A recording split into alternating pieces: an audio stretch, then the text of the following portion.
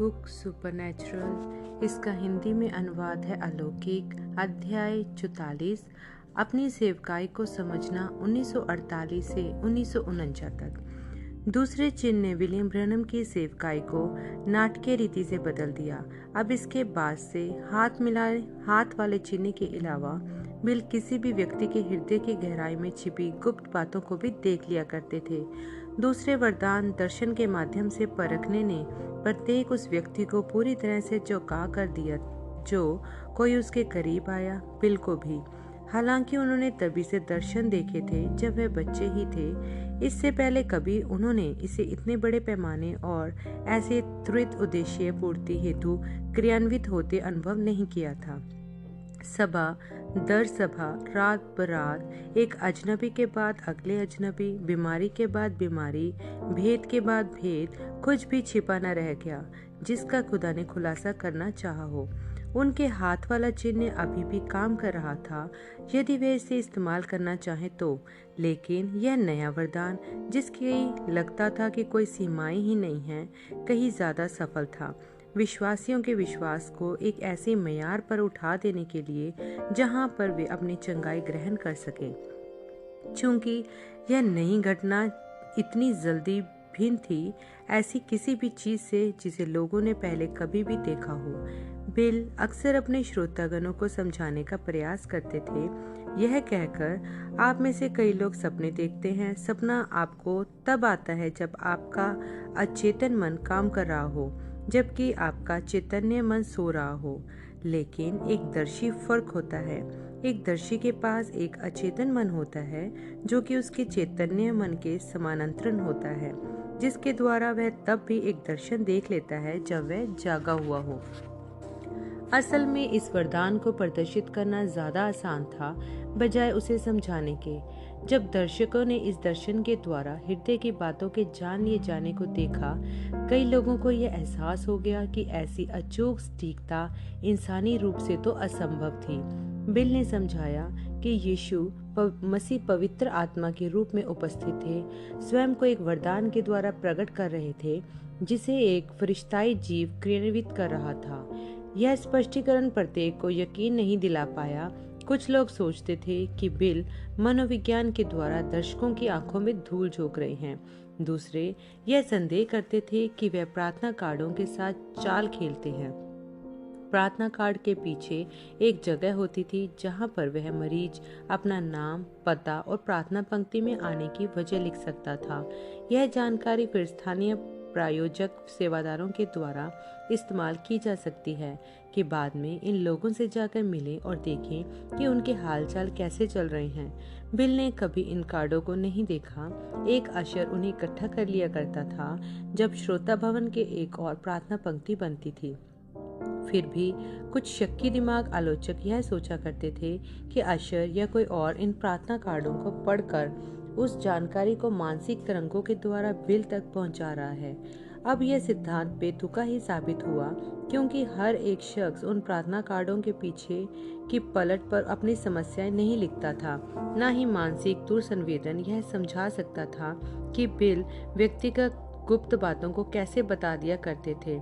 कुछ लोगों ने अंदाजा लगाया कि बिल मनों को पढ़ लेते हैं, लेकिन मन को पढ़ना यदि ऐसी चीज संभव भी होती, यह नहीं समझा जा सकता था कि आखिर किस तरह बिल को भविष्य में एक खास तरह से होने वाली बात पता चल जाती थी, सीधे उस व्यक्ति पर निशाना साधते हुए जो किसी दर्शन का हिस्सा था। इसके बावजूद भी शक्की दिमाग आलोचकों को यकीन नहीं हुआ। रेजाइना स्कैचुएन के बाद बिल ने एक सभा श्रृंखला की विंडसर और ओंटारियो में। पहली रात को 8000 से ऊपर लोग आए थे। प्रार्थना पंक्ति के अंत के पास एक जवान आदमी उनके सामने आया और बोला, रेवरेंड ब्रैनम, मैं चंगा होना चाहता हूँ। बिल शाम भर के युद्ध के कारण होने वाले तनाव से सुन्न से हो रहे थे और उनकी आंखें ठीक से देख नहीं पा रही थी, लेकिन जहां तक वह देख सकते थे वह जवान आदमी जो उनके सामने खड़ा था वह हट्टा कट्टा और स्वस्थ दिखाई पड़ रहा था। बिल ने उस जवान का हाथ छुआ, कोई कंपन नहीं हुआ। तुम्हें कोई भी जीवाणु द्वारा होने वाला रोग नहीं है? ओह हाँ, मुझे, उस आदमी ने बहस की, बस नीचे उस अशर से पूछ लीजिए जिसने मेरा प्रार्थना कार्ड लिया था। बिल ने अपना सिर हिलाया। मुझे इससे कोई मतलब नहीं कि तुमने प्रार्थना कार्ड में क्या लिखा है। यदि तुम बीमार होते तो मुझे अपने हाथ में महसूस हो जाता। तुम कोई बीमार आदमी नहीं हो। वह जवान जोर देकर बोला, मैं एक बीमार आदमी हूँ, मुझे ट्यूबरकुलोसिस है। यह मेरा प्रार्थना कार्ड पर लिखा है। श्रीमान, हो सकता है कि आपको कभी रहा हो, पर अब वह आपको नहीं है। हो सकता है कि आपके विश्वास ने आपको चंगा कर दिया हो, जबकि आप श्रोताओं के बीच में ही बैठे थे। उस आदमी ने अपने हाथों को अपनी जेबों में घुसाया और माइक्रोफोन के पास आकर व्यंग्यात्मक रूप से बोला, सो यह चक्कर है, क्यों? है ना? विश्वास, जब मैं सुनने वालों में ही बैठा हुआ था, मुझे मालूम था कि यहाँ पर कुछ न कुछ गड़बड़ झाला जरूर चल रहा है। पल भर के लिए तो बिल भी भ्रमित हो गए। फिर एक दर्शन ने सारे माजरे को उन पर ऐसे खोल दिया जैसे कि किसी नाट्य मंच से पर्दा हट गया हो। उस बहरूपिये को देखते हुए बिल ने कहा, तुम चर्च ऑफ क्राइस्ट के सदस्य हो, चर्च में एक प्रचारक हो। उस आदमी के चेहरे के भाव ऐसे बदल गए जैसे पोल खोलने वाले की ही पोल खुल गई हो। वह इसका इनकार करने लगा, लेकिन बिल बीच में ही बोल उठे, खुदा के सामने अब और झूठ मत बोलो। कल रात को तुम दो और लोगों के साथ एक मेज पर बैठे हुए थे। एक आदमी जो कि नीला सूट पहने हुआ था तुम्हारे ठीक सामने बैठा हुआ था, और तुम्हारी दाहिनी ओर एक औरत हरे परिधान में बैठी हुई थी। उसने अपना हरा स्कार्फ टेबल पर रखा हुआ था। मुझे उसका आधा हिस्सा टेबल के किनारे से नीचे लटकता हुआ भी दिखाई दे रहा है। तुमने उससे कहा कि तुम एक प्रार्थना कार्ड लेने जा रहे हो और उस पर लिखोगे कि तुम्हें ट्यूबरकुलोसिस है। तुम सोचते हो कि मैं मानसिक संवेदन का इस्तेमाल करता हूँ और तुम मेरी पोल खोलकर मुझे नकली साबित करोगे। दर्शकों में से एक आदमी उछलकर खड़ा हो गया और चिल्लाकर बोला, यह सच है। मैं था वह आदमी जो वहां पर उसके साथ था। अचानक से बिल को यह महसूस हुआ कि उनकी अपनी आवाज पर उनका कोई नियंत्रण ही न बचा हो। उन्होंने स्वयं को यह कहते हुए सुना, वह बीमारी जिसे तुमने प्रार्थना कार्ड पर लिखा था अब जीवन भर तुम पर सवार रहेगी। फर्श पर गिरकर उस आदमी ने बिल के पैंट का पांचा पकड़ लिया। रेवरेंड ब्रनम, मैं वाकई से यही सोचता था कि यह सब आडंबर है। क्या मेरी माफी की कोई आशा है? श्रीमान, यह आपके और खुदा के बीच की बात है, मेरे और आपकी नहीं। हालांकि बिल समझ नहीं पाए थे कि दर्शन असल में कैसे घटित होते हैं। उन्हें एक नमूना तो समझ में आया जिसने उनकी मदद की यह समझने में कि किस चीज की अपेक्षा की जाए। जब प्रभु का दूत एक सभा में उतर कर आता तो बिल को स्पष्टता से एक पवित्र उपस्थिति महसूस होती थी, जिसके द्वारा उनकी देह में एक गुदगुदाहट होती थी, ऐसे जैसे कि उनके चारों तरफ की हवा विद्युत ऊर्जा से आवेशित है। अक्सर बिल को प्रभु का दूत अपने सभाओं में दिखाई देता था, एक रोशनी के बुलबुले ज्योतपुंज स्वरूप जो कि उनसे बस कुछ फीट की दूरी पर हवा में लटका होता था। स्वर्गदूत हमेशा बिल की दाहिनी ओर खड़ा होता था। जैसे जैसे प्रार्थना पंक्ति में लोग आगे की ओर बढ़ते थे, उन्हें भी उस स्वर्गदूत की उपस्थिति महसूस होती थी, हाथ भर की ही दूरी पर। उनके हाव भाव अक्सर बदल जाते थे, कई घबराकर बेचैन हो जाते थे और कुछ लोग तो यहाँ तक कि थोड़े पीछे भी हट जाते थे। किसी व्यक्ति से बातचीत करने की एक साधारण सी प्रक्रिया प्रभु के दूत की उपस्थिति में एक दर्शन को ले आती थी। बिल इसे बुलाते थे किसी व्यक्ति की आत्मा से संपर्क साधना। जबकि वे बातचीत कर रहे होते थे, बिल अपनी नजरों को उस व्यक्ति पर ही केंद्रित किए रहते थे जब तक कि उन्हें वह व्यक्ति सिकुड़ता हुआ और साथ ही साथ हवा में उड़ता हुआ दिखाई न देने लगे। यह दर्शन स्वप्न से भिन्न होता था, क्योंकि दर्शन के दौरान वह जागे होते थे और उनकी आंखें खुली होती थी, और इसके बावजूद वह कहीं और पहुंच गए मालूम होते थे। किसी वास्तविक चीज को देखते हुए उन्हें उस अनुभव को समझाने में परेशानी होती थी। वह कहते थे, यह कुछ ऐसा था जैसे कि एक ही समय में दो जगहों पर होना। एक स्तर पर तो उन्हें यह आभास होता था कि वह अभी भी एक श्रोता भवन में है, लोगों की एक भीड़ से बात कर रहे हैं। फिर भी उसी वक्त वह वहां होते, शायद 40 साल समय में पीछे, किसी दूसरे के जीवन में किसी चीज को घटित हुए देख रहे थे। यह कुछ ऐसा था जैसे किसी दूसरी दुनिया या एक फर्क आयाम में खड़े होना। जबकि दर्शन अपनी कहानी को परत दर परत खोल रहा होता, वह अभी भी भीड़ से बात कर रहे हो सकते थे। वास्तव में तो वह बात करना बंद कर ही नहीं पाते थे। एक दर्शन के दौरान उन्हें ऐसा लगता था जैसे कि उनका अपना ही आवाज पर कोई नियंत्रण न बचा हो। यह ऐसा था जैसे कि प्रभु यीशु उनके माध्यम से बात कर रहे हों, बल्कि वाक तंतु का इस्तेमाल करके बता रहे हों कि दर्शन में क्या घटित हो रहा है। हो सकता है कि वह किसी मरीज के जीवन में किसी पाप को होते हुए या किसी दुर्घटना को या फिर किसी और संबंधित घटना को होते हुए देख रहे हों, जैसे कोई ऑपरेशन या फिर किसी डॉक्टर से चलती मुलाकात। यदि भीड़ शांत रहती, बिल यह तक सुन लेते थे कि डॉक्टर ने परीक्षण कक्ष में क्या बोला, तब फिर बिल उसे दोहरा देते ताकि सभी उसे सुन सकें। वह सत्य साबित होने में कभी असफल नहीं हुआ। यह ध्यान दिए जाने की मांग करता था। प्रार्थना पंक्ति में लगे इंतजार करते हुए कई एक तर्क करते, यहाँ खड़ा हुआ है एक अजनबी जो लोगों की जिंदगियों के बारे में बता रहा है जिन्हें उसके द्वारा जाना असंभव होता। यहाँ तक कि उनके नाम और पते और वह प्रार्थनाएं जो उन्होंने बिल्कुल अकेले में अपने शयन कक्षों में की होती, यह इंसानी रीति से तो संभव ही नहीं था। और इसके बावजूद मैं उसे बार बार ऐसा ही करते हुए देखता हूँ, प्रत्यक्ष रूप से बिना असफल हुए। कुछ न कुछ तो है जो सामान्य से हटकर यहाँ पर हो रहा है। कुछ है जो मैं नहीं समझ पा रहा। क्या यह जैसा कि यह आदमी दावा कर रहा है प्रभु यीशु मसीह की अलौकिक उपस्थिति है, यह साबित करते हुए कि वह खुदा है, यह दर्शाते हुए कि हम में उसकी रुचि है। यदि भाई ब्रनम मुझे कुछ मेरे अपने जीवन की सच्ची घटना बता दें तो मैं समझ जाऊंगा कि यीशु मसीह यहाँ पर है मेरी भी मदद करने के लिए। किसी व्यक्ति को आत्मिक परख का भागी होने के लिए प्रार्थना पंक्ति में शामिल होने की जरूरत नहीं होती थी। कभी कभी वह अलौकिक ज्योति किसी मरीज के पीछे पीछे मंच से उतरकर चला जाता था। दर्शकों में से होता हुआ आगे किसी व्यक्ति पर जाकर ठहर जाता जो एक बड़े विश्वास के साथ प्रार्थना कर रहा होता था। तब फिर एक दर्शन आँख खुलता था उस व्यक्ति के ऊपर और बिल विस्तार से बताते थे कि उन्होंने क्या देखा। वह प्रार्थना पंक्ति को दोबारा चालू नहीं कर पाते थे जब तक प्रभु का दूत वापस मंच पर नहीं आ जाता था।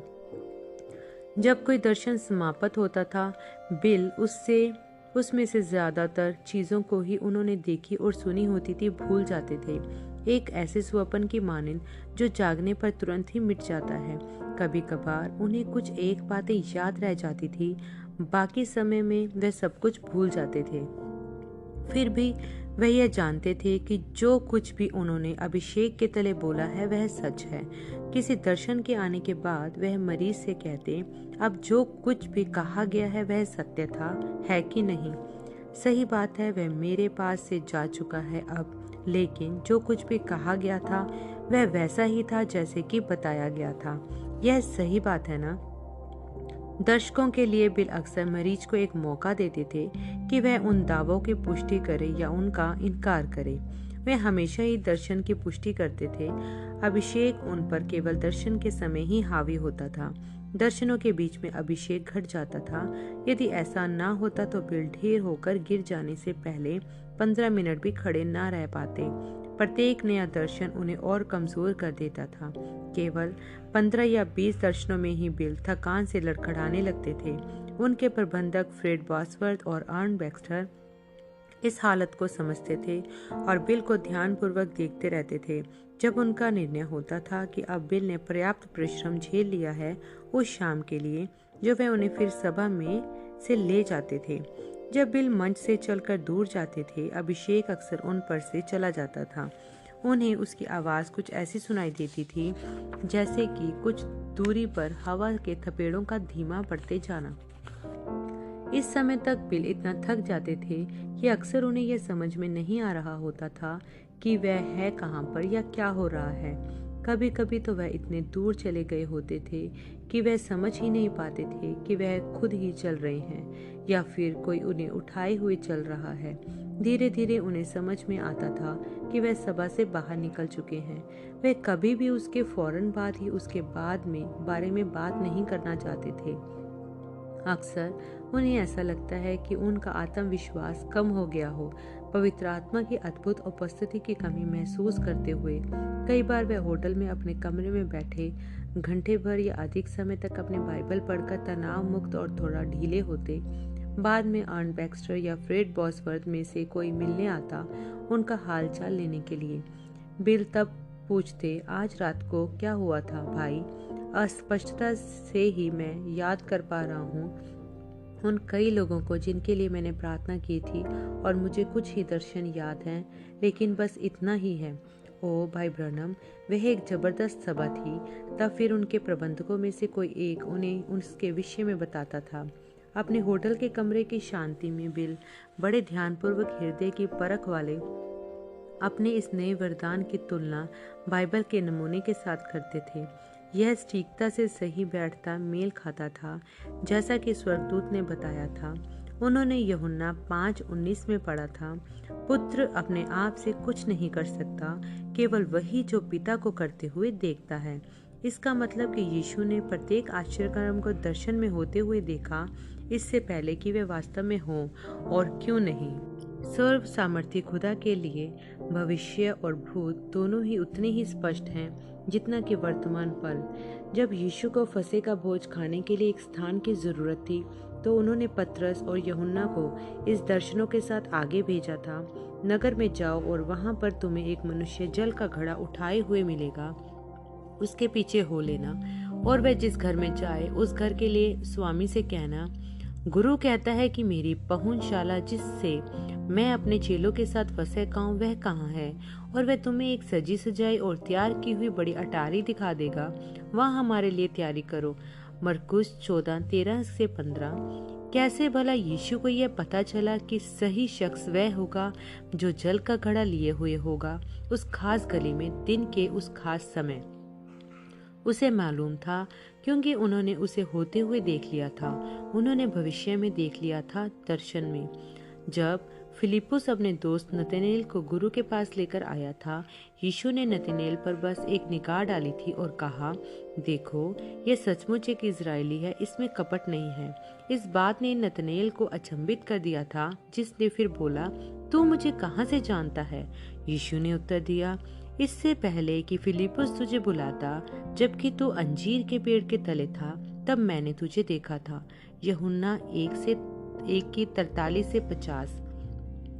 यहाँ फिर से बिल को यह समझ में आया कि यीशु ने दर्शन में नतनेल को अंजीर के वृक्ष तले बैठा हुए देखा था। जब कभी बिल अपने प्रभु के जीवन में देखते थे, उन्होंने देखा कि यीशु दर्शनों के द्वारा अगुवाई प्राप्त करते थे। बेशक इन दर्शनों ने यीशु मसीह को उनके अंदर तक की जानकारी में से कुछ प्रदान किया था, इस हद तक कि वे दूसरों के विचारों तक को जान जाया करते थे। लूका 5:22। यूहन्ना के पहले अध्याय ने ही यीशु को खुदा का वचन देहधारी घोषित किया।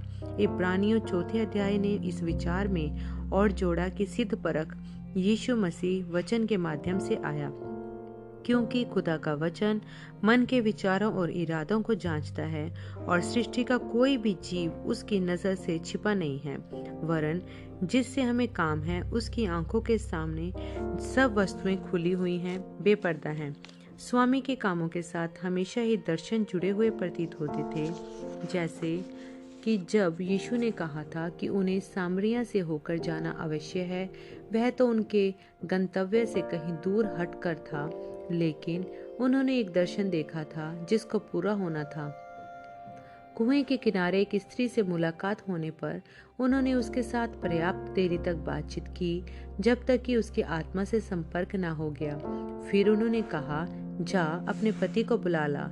जब उसने विरोध किया कि उसके पास कोई पति नहीं है, यीशु ने सीधे उसकी समस्या की छिपी नब्ज उजागर कर दी। तूने बिल्कुल ठीक कहा है, मेरे पास कोई पति नहीं है, क्योंकि तू 5 कर चुकी है और जिसके साथ रह रही है वह भी तेरा पति नहीं है। इस बात से भौचक्की होकर कि वह एक अनजान व्यक्ति उसके अतीत को जानता है, वह औरत बोल पड़ी, श्रीमान, मुझे लगता है कि आप एक नबी हैं। मैं जानती हूँ कि मसीहा आने वाला है, जो कि क्रिस्तुस कहलाता है। जब वह आएगा वह हमें यह सारी चीजें बताएगा। यीशु ने सरलता से बोला, मैं जो तुझसे बातें कर रहा हूँ सो वही हूँ। और उस औरत ने विश्वास कर लिया। यूहन्ना 4:1-39। यही था वह कुंजी जिसे बिल तलाश रहे थे अपने जीवन के भेद को सुलझाने के लिए। एक दर्शन था जो यीशु की अगुवाई करके वहां ले गया था, उस दिन उस घड़ी, ताकि उसी खास सामरी स्त्री से मुलाकात कर सके, ताकि वे उसकी समस्या का खुलासा कर सके। सच बात है कि यीशु उसके प्राण को चाहते थे, जैसा कि यीशु ने कहा, क्योंकि मनुष्य का पुत्र खोए हुओं को ढूंढने और बचाने आया है। लूका 19:10। सामरी स्त्री ने यीशु पर विश्वास किया। उनके द्वारा उसके अतीत के पापों को जान लिए जाने के पश्चात उसने उस मनुष्य यीशु में एक नबी के चिन्ह को और मसीह के चिन्ह दोनों को ही पहचान लिया था। वास्तव में दोनों चिन्ह एक ही थे, क्योंकि नबियों में व्याप्त वरदान आने वाले महान वरदान यीशु मसीह की पूर्व छाया था। यह मसीह का आत्मा था उन नबियों में जिसने उनके जीवनों में प्रत्येक आत्मिक चीज को क्रियान्वित किया था। अब बिल को समझ में आ गया कि यही तो वह कुंजी है जिसके द्वारा वह स्वयं अपनी सेवकाई को समझ सकते थे। आत्मा के द्वारा परख जांच लेना मसीह का चिन्ह होता था। जैसे जैसे विलियम ब्रनम की तबीयत फिर से ठीक हो जाने की खबर फैली, सारे अमेरिका ने उसके दफ्तर में चिट्ठियां का तांता लगा गया। गवाहियों से भरी चिट्ठियां, प्रार्थना निवेदन और निमंत्रण। कुछ लोगों ने तो बस इतना ही पता लिखा था अपनी चिट्ठियों के लिफाफों पर, विलियम ब्रनम, जेफरसनविल, इंडियाना। चिट्ठियां हमेशा ही पहुंच जाती थी, लेकिन बिल का पता कोई गुप्त भेद नहीं था। इसका श्रेय जाता था उस ख्याति को जो बिल को महीना ब महीना मिलती जा रही थी द वॉइस ऑफ हीलिंग पत्रिका में। सैकड़ों हजारों लोग उनका व्यवसायिक पता जान गए थे, जो उनकी सेवकाई में जीवन भर नहीं बदला था, सिवाय बाद में जोड़े गए जिप कोड के साथ। ब्रनम कंपेनेंस, पीओ बॉक्स 325, जेफरसनविल, इंडियाना 47,131। यह पता अभी भी प्रभावी है। निवेदनों पर विलियम ब्रनम के छपे हुए सरमन और टेपों में रिकॉर्ड किए हुए सरमनों को भेजे जाने के लिए।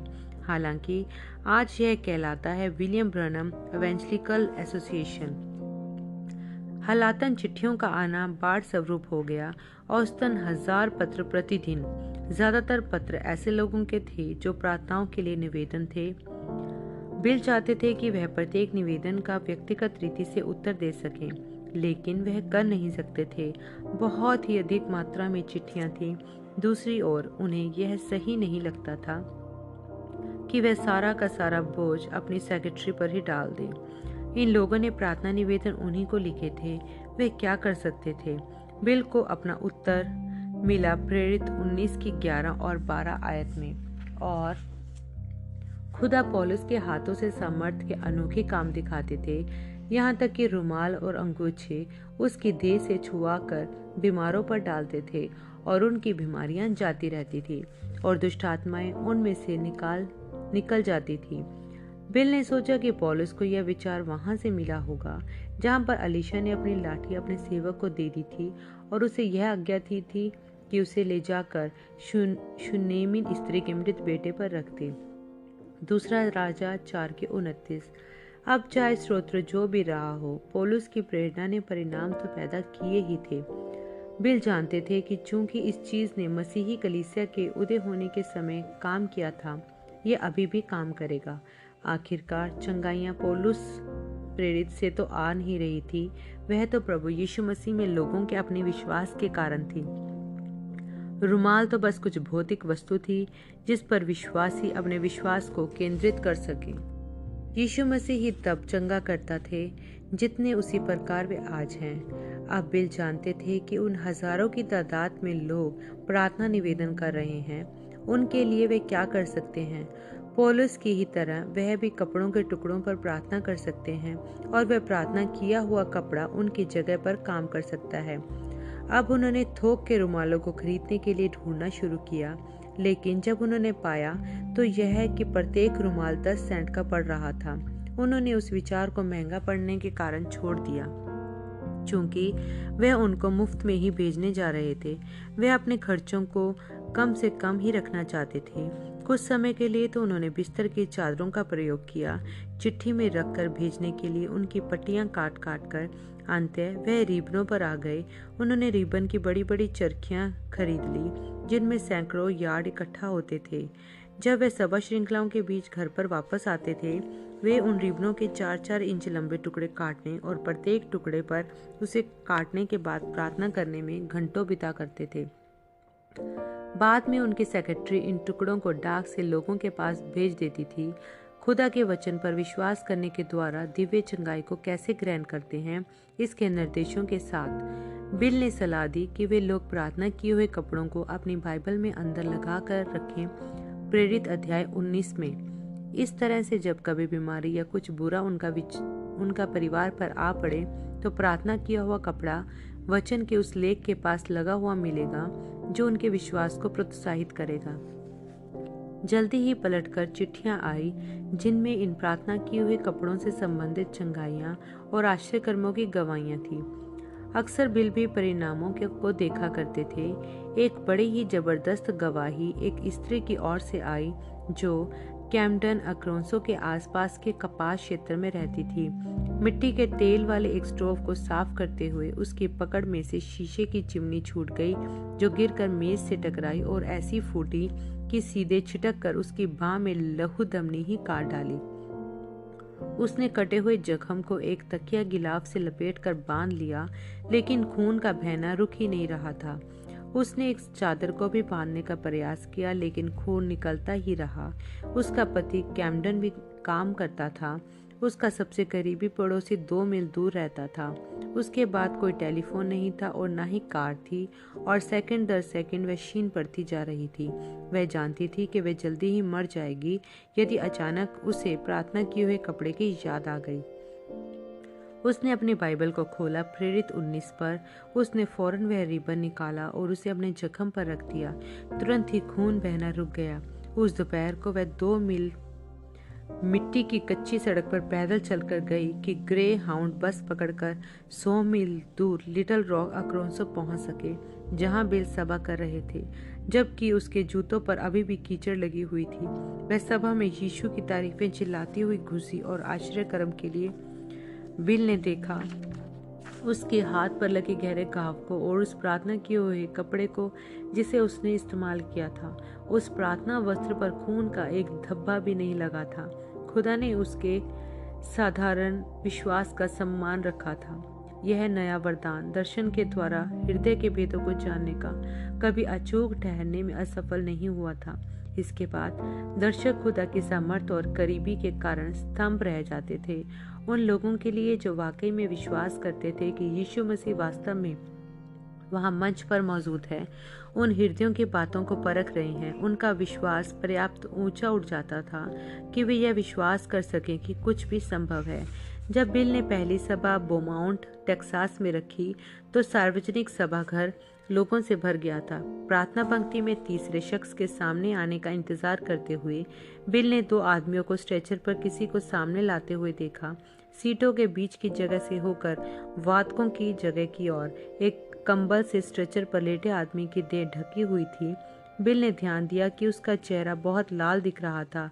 अचानक से एक दर्शन उस स्ट्रेचर के ऊपर ही बन गया, एक आदमी का दर्शन जो पुलपिट पर प्रचार कर रहा था।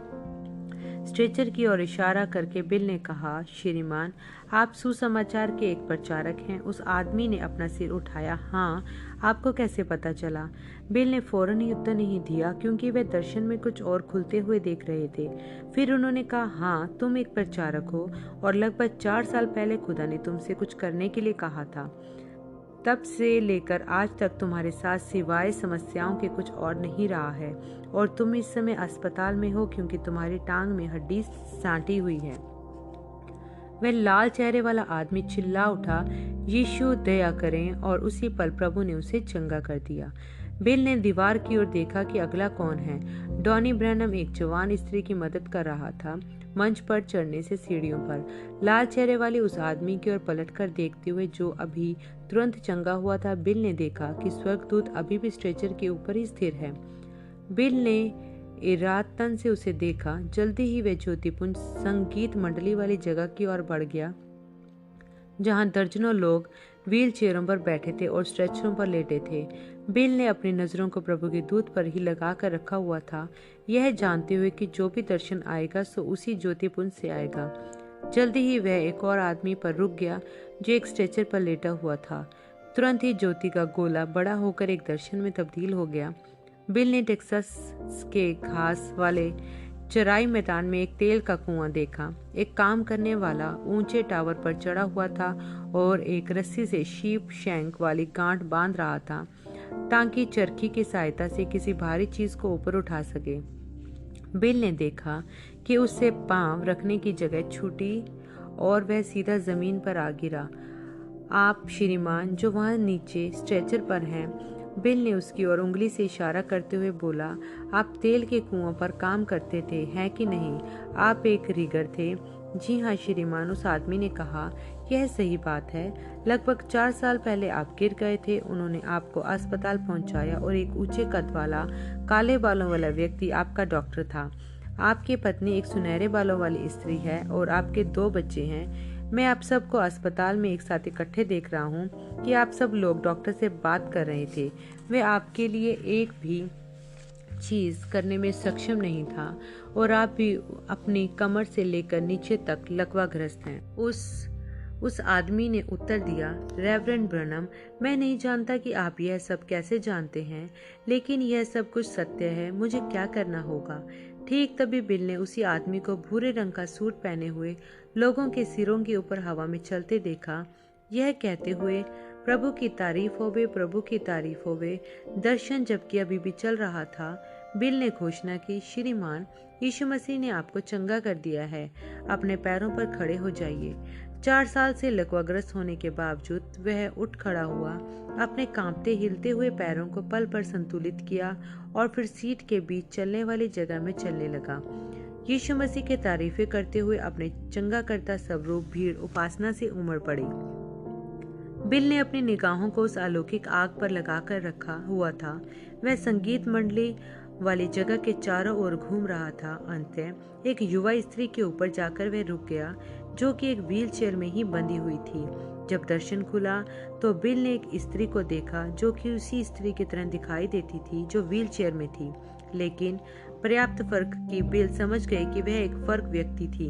इस दर्शन में यह अधिक उम्र वाली स्त्री एक नवजात मंदबुद्धि बच्चे को थामे हुई थी, नीले कंबल में लपेटकर जिसमें सफेद धारियां थी। इसके बाद दर्शन 2 हिस्सों में बट गया सा दिखाई देने लगा। एक हिस्सा एक बड़ी उम्र की स्त्री की ओर इशारा कर रहा था, जो कि दर्शकों में उस व्हील चेयर वाली स्त्री से कुछ ही पंक्तियां पीछे बैठी हुई थी। बिल ने इस बड़ी उम्र की स्त्री को दर्शन में दिखाई देती युवा माता के रूप में पहचान लिया। अब उन्हें समझ में आ गया। व्हील चेयर वाली स्त्री की ओर इशारा करते हुए उन्होंने कहा, युवा स्त्री, क्या आप एक मंदबुद्धि बच्चे के रूप में पैदा नहीं हुई थी? भीड़ तुरंत ही इतनी शांत हो गई कि इस नए नाटक को खुलते हुए देखे। हाँ, मैं हुई थी, उसने उत्तर दिया। मैंने दर्शन में देखा है कि आपकी माँ ने आपको एक नीले कंबल में लपेटे हुए थाम रखा है, जब 25 वर्ष पहले आप एक नवजात बच्ची ही थी। आप पिछले 17 साल से ही उस व्हील चेयर में हैं। ठीक वहां पर आपकी माँ बैठी हुई हैं, लगभग 4 पंक्तियां पीछे। महिला, क्या यह आपकी बेटी नहीं है? जी हाँ श्रीमान, उस वृद्ध स्त्री ने पुष्टि की। ऊपर आकर अपनी बेटी के साथ खड़ी हो जाइए। जब उसकी माँ धीरे धीरे पंक्तियों से उतर कर बीच वाले चलने वाले स्थान तक आ रही थी, व्हील चेयर में उसकी बेटी ने कहा, भाई ब्रनम, मुझे क्या करना है? क्या मैं चंगी हो गई हूँ? बहन, एकमात्र चीज जो मैं जानता हूँ वह यही है जो मैंने दर्शन में देखा है। अब वह मेरे पास से जा चुका है। मैं कुछ भी नहीं कर सकता हूँ सिवाय उसके जो वह मुझे बताते हैं बोलने के लिए। चूंकि अब उन्हें आकाश तो उन दर्शकों में दिखाई नहीं दे रहा था, बिल ने अपने ध्यान को वापस प्रार्थना पंक्ति की ओर फेर लिया। अगला मरीज अब उनके पास ही खड़ा हुआ था। वह एक सुंदर युवती थी, 20-22 साल की ही रही होगी, जिसके लंबे काले बाल थे जो उसके कंधों पर से होकर नीचे लटके हुए थे। वह खुदा के संत जैसी दिखाई पड़ती थी। शुभ संध्या बहन। उन्होंने उसके दाहिनी हाथ को अपने बाएं हाथ में लिया। मुझे एक बहरी आत्मा महसूस हो रही है, लेकिन कंपन बहुत तीव्र नहीं है। क्या आप मुझे सुन सकती हैं बहन? हाँ, मैं आपको सुन सकती हूँ। मैं एक कान से बहरी हूँ। मेरी यह हालत कई वर्षों से है। इस बात ने उसे स्पष्ट कर दिया क्या आप यह विश्वास करती हैं कि यदि मैं उनसे मांगूंगा तो यीशु आपको चंगा कर देंगे?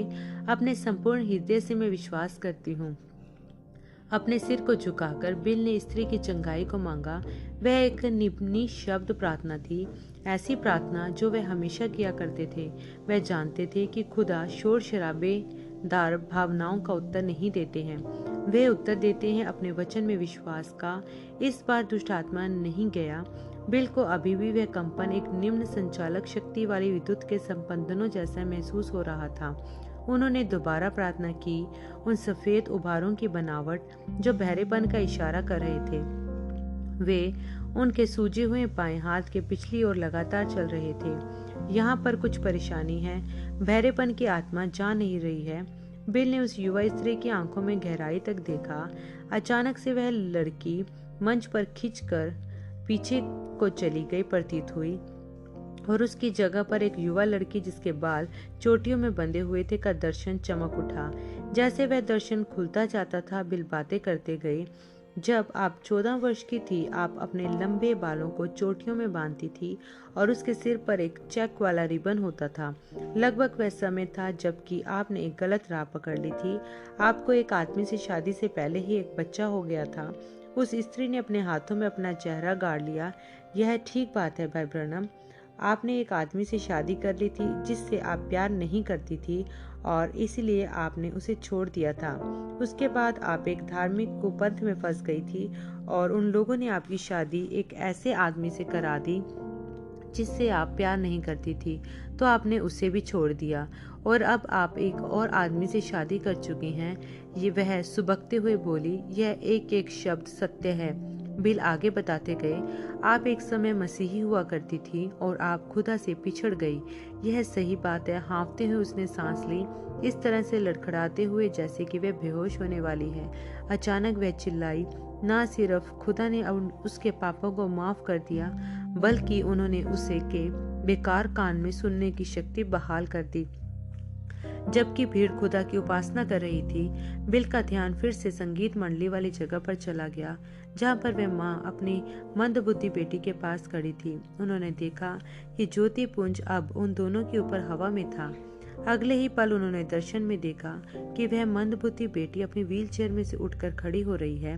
उसे तो दर्शन ही होना था क्योंकि वह फर्क वस्त्रों को पहने हुई थी। उन्होंने उसे लोगों के सिरों के ऊपर चलते हुए देखा, यह चिल्लाते हुए, खुदा का धन्यवाद हो, खुदा का धन्यवाद हो, जब तक दर्शन धूमिल होकर समाप्त ही न हो गया। बिल ने उस मंदबुद्धि स्त्री की ओर इशारा करके बोला, बहन, यीशु मसीह खुदा के पुत्र ने आपकी प्रार्थनाओं को सुन लिया है और आपको चंगा कर दिया है। अपने पैरों पर खड़ी हो जाइए। वह हो गई। उसकी माँ ने उसकी मदद की व्हील चेयर से बाहर निकलने में और उसकी बाह पकड़ ली होती, लेकिन वह बेटी जो अब मंदबुद्धि नहीं रह गई थी, माँ की पकड़ से निकलकर हर एक को दिखाने लगी कि वह अब अपने आप चल सकती है। भीड़ एक साथ उठ खड़ी हुई। खुदा की समर्थ एक लहर के समान पूरी इमारत में फैलती चली गई, विश्वास करने वाले प्रत्येक को चंगा करती हुई। बिल ने देखा कि कुछ लोगों ने छड़ियां और बैसाखियां फेंक दी और दूसरे कुछ अपने व्हील चेयरों से खड़े हो गए हैं। कोई तरीका नहीं था कि ये जानने का कि कितने सैकड़ों और अपनी बीमारियों से चंगे हो गए थे, जिनमें कोई बाहरी लक्षण दिखाई नहीं पड़ता था। बिल को प्रार्थना पंक्ति भी जारी रखने की जरूरत नहीं बची थी। ऐसा लगता था कि पूरी इमारत में ऐसा कोई बचा ही नहीं है जिसके लिए प्रार्थना की जानी हो। उन्होंने सोचा, यह है तरीका जैसा कि इसे होना चाहिए। इस तरह के आश्चर्य कर्मों ने इस तथ्य पर जोर दे दिया था कि चंगाई देने के लिए लोगों को प्रार्थना पंक्ति में आने की भी जरूरत नहीं है, उन्हें खुदा के वायदों में विश्वास होने की जरूरत होती है। इसीलिए बिल अपने विषय गीत हर सभा में बजवाना चाहते थे। केवल रख विश्वास, केवल रख विश्वास, हर चीज संभव है, केवल रख विश्वास। यीशु यहाँ है, यीशु यहाँ है, हर चीज संभव है, यीशु यहाँ है। याद रखें, बिल अपने सुनने वालों से कहते, यह वरदान आपको चंगा नहीं कर सकते हैं, यह तो आपको आपका विश्वास होता है खुदा के वायदों में जो चंगाई को लाता है। जो यह वरदान कर सकते हैं सो यह है कि आपको इस बात को एहसास कर पाने में सहायता करें कि अलौकिक खुदा यहीं पर है अपने वायदों को पूरा करने के लिए। मित्रों, मैं विश्वास करता हूँ कि प्रेरित वाले दिन आपकी आंखों के सामने एक बार फिर दोहर रहे हैं। मैं विश्वास करता हूँ कि यीशु मसीह का आगमन अब करीब आ रहा है। मैं विश्वास करता हूँ मसीह की वास्तविक भौतिक दूसरी आमद में। मैं विश्वास करता हूँ कि हमारे पास बहुत थोड़ा सा ही समय है काम करने के लिए, और मैं विश्वास करता हूँ कि यह विश्वव्यापी बेदारी जो आज देश में एक लहर स्वरूप फैल रहा है, ऐसे बल के साथ यह संदेश का पुष्टिकरण है जैसा यहाँ नूह के दिनों में था। राष्ट्र के राष्ट्र जब पाप में खोए हुए थे और बर्बादी के लिए निर्धारित थे, और ऐसे में नूह ने अपना कट्टरतावादी सुसमाचार प्रचार किया था, लोगों को सुरक्षा के लिए एक जहाज में बुलाते हुए। मैं विश्वास करता हूँ कि खुदा के पुत्र का सुसमाचार जो पवित्र आत्मा के द्वारा प्रगटीकरण में लाया गया है, आज देश भूमि से होकर गुजर रहा है, लोगों को सुरक्षित जहाज में बुलाते हुए, जो कि प्रभु यीशु मसीह ही हैं। विलियम ब्रनम सेवकाई को स्पष्ट करना सरमन जो जुलाई में मिनिथेपोलिस मिनेसोटा में प्रचारा गया।